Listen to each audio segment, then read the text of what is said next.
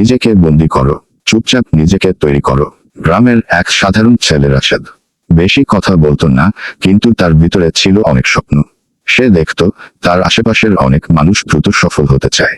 কেউ রাতারাতি টাকা কামাতে চায়, কেউ শর্টকাট খোঁজে। কিন্তু কয়েক মাস পর দেখা যেত তাদের ব্যবসা বন্ধ, সম্পর্ক নষ্ট, মন ভেঙে গেছে। রাশেদ ভাবল, আমি অন্যভাবে চেষ্টা করব। একদিন রাতে সে নিজের ডায়েরিতে লিখল, 1 বছরের জন্য আমি নিজেকে তৈরি করব। কম কথা বলবো, বেশি শিখব। প্রতিদিন একটু একটু করে বই পড়ব। নিজের চিন্তাকে শক্ত করব। পরের দিন থেকে শুরু হলো তার নতুন জীবন। সকালে ফজরের পর 30 মিনিট বই পড়া। প্রথম বই ছিল ব্যবসা, আত্মোন্নয়ন আর মানুষের আচরণ নিয়ে। শুরুতে পড়তে ভালো লাগতো না, 2 পৃষ্ঠা পড়লেই ঘুম পেত। কিন্তু সে থামেনি। সে নিজেকে যেন 1 বছরের জন্য বন্দি করে দিল। এখানে বন্দি মানে 4 দেয়ালের কারাগার না, বরং অপ্রয়োজনীয় আড্ডা, মোবাইলের অপচয়, উদ্দেশ্যহীন ঘোরাঘুরি, এসব থেকে দূরে থাকা। বন্ধুরা ডাকত, রাশেদ চল আড্ডা দেই। সে হাসত, বলতো, আজকে না, আমার একটু কাজ আছে। অনেকে মজা করত, বড় ব্যবসায়ী হবে নাকি? রাশেদ উত্তর দিত না, কারণ সে বুঝে গিয়েছিল সব যুদ্ধ মুখে যেতে যায় না, কিছু যুদ্ধ নীরবে জিততে হয়। দিন যেতে লাগলো। প্রথম মাসে সে শিখল অভ্যাস মানুষের ভাগ্য বদলে দেয়। দ্বিতীয় মাসে শিখল ব্যবসা শুধু পণ্য বিক্রি না, মানুষের সমস্যার সমাধান করা। তৃতীয় মাসে শিখল টাকার আগে বিশ্বাস অর্জন করতে হয়। প্রতিদিন সে ছোট ছোট নোট লিখত। কোন বই থেকে কি শিখল, বাস্তবে কিভাবে কাজে লাগানো যায়, সব লিখে রাখত। একদিন তার মা বললেন, তুই সারাদিন বই পড়িস কেন? রাশেদ শান্তভাবে বলল, আম্মু, আমি এখন বীজ বপন করছি, ফল পেতে সময় লাগবে। মা কিছু বললেন না, শুধু মুচকি হাসলেন। 6 মাস পর রাশেদের চিন্তাভাবনা বদলে গেল। আগে সে ভাবত কিভাবে দ্রুত টাকা আয় করা যায়। এখন সে ভাবতে শুরু করলো মানুষের কোন সমস্যার সমাধান করা যায়। এই পরিবর্তনটাই ছিল তার আসল অর্জন। একদিন বাজারে গিয়ে সে লক্ষ্য করল গ্রামের মানুষ ভালো মানের ঘরোয়া খাবার সহজে পায় না। অনেক নারী ভালো রান্না জানে, কিন্তু তাদের আয়ের সুযোগ নেই। রাশেদের মাথায় একটা ধারণা এল। সে তাড়াহুড়ো করল না, কারণ বই থেকে সে শিখেছিল ব্যবসা শুরু করার আগে বাজার বুঝতে হয়। সে 1 মাস পর্যবেক্ষণ করল, মানুষের চাহিদা জানল, খরচ হিসাব করল, সম্ভাব্য ঝুঁকি লিখল। তারপর ছোট্টভাবে শুরু করল। গ্রামের 3 জন মহিলাকে নিয়ে ঘরোয়া খাবারের অনলাইন অর্ডার ব্যবস্থা চালু করল। প্রথম সপ্তাহে অর্ডার খুব কম ছিল। অনেকে বলল, এগুলো দিয়ে ব্যবসা হবে না। কিন্তু রাশেদ জানত গাছ লাগানোর দিনই ফল পাওয়া যায় না। সে ধৈর্য ধরল। প্রতিদিন বই পড়ার অভ্যাস এখনো চালিয়ে গেল। ব্যবসার পাশাপাশি নতুন নতুন বিষয় শিখল, গ্রাহক সেবা, হিসাবরক্ষণ, মার্কেটিং, নেতৃত্ব। একদিন একজন গ্রাহক অভিযোগ করলেন, খাবারের প্যাকেট ঠিক ছিল না। আগের রাশেদ হয়তো রেগে যেত, কিন্তু 1 বছরের শেখা তাকে বদলে দিয়েছিল। সে বলল, ভুল হয়েছে, আমরা ঠিক করে দেব। সেই গ্রাহক পরে নিয়মিত ক্রেতা হয়ে গেল। রাশেদ বুঝল বইয়ের জ্ঞান শুধু পরীক্ষার জন্য না, বাস্তব জীবনের সিদ্ধান্তেও কাজে লাগে। 1 বছর পূর্ণ হলো। সে নিজের পুরনো ডায়েরি খুলে দেখল। প্রথম দিনের সেই লেখা, 1 বছরের জন্য নিজেকে তৈরি করব। তার চোখ ভিজে গেল, কারণ এই 1 বছরে শুধু ব্যবসা শুরু হয়নি, একজন নতুন মানুষ জন্ম নিয়েছে। আগে সে ছিল অস্থির, এখন ধৈর্যশীল।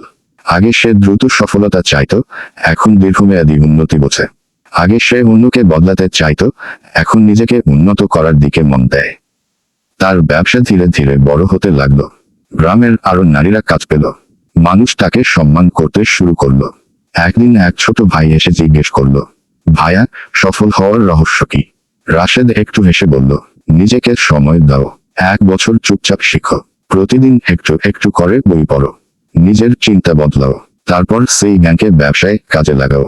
ছেলেটা বলল, এত ধৈর্য রাখা কঠিন। রাশেদ উত্তর দিল, কঠিন ঠিকই, কিন্তু অসম্ভব না। মানুষ রাতারাতি সফলতা দেখে, কিন্তু বছরের পর বছর নীরব প্রস্তুতি দেখে না। গল্পের শিক্ষা সহজ, নিজেকে তৈরি না করে ব্যবসায় নামলে ব্যবসা টিকে না। প্রতিদিনের ছোট্ট পড়াশোনা, ছোট্ট শৃঙ্খলা, ছোট্ট উন্নতি একসময় বড় পরিবর্তন আনে। চুপচাপ নিজেকে তৈরি করো, নিজেকে 1 বছরের জন্য শৃঙ্খলার মধ্যে রাখো। প্রতিদিন একটু একটু করে বই পড়ো, তারপর সেই জ্ঞান, ধৈর্য আর অনুভূতিকে ব্যবসার কাজে লাগাও। বাবার দয় বড় হওয়া। রাত তখন প্রায় 11টা। ছোট্ট ঘরের টিনের চালে টুকটাক বৃষ্টির শব্দ পড়ছে। গ্রামের ছেলে রাহাত চুপচাপ টেবিলে বসে একটা পুরনো খাতায় হিসাব লিখছিল। তার সামনে একটা স্বপ্ন, একদিন সে নিজের ব্যবসা দাঁড় করাবে। কিন্তু স্বপ্ন থাকলেই তো হয় না, দরকার ধৈর্য, পরিশ্রম আর মানুষের দোয়া। রাহাতের বাবা ছিলেন একজন সাধারণ কৃষক। মা বাড়ির কাজ করতেন। সংসারে অভাব ছিল, কিন্তু ভালোবাসার অভাব ছিল না। একদিন রাহাতের বন্ধু শাম বলল, তুই এত কষ্ট করিস কেন? দ্রুত টাকা কামাতে হলে শর্টকাট রাস্তা ধরতে হয়।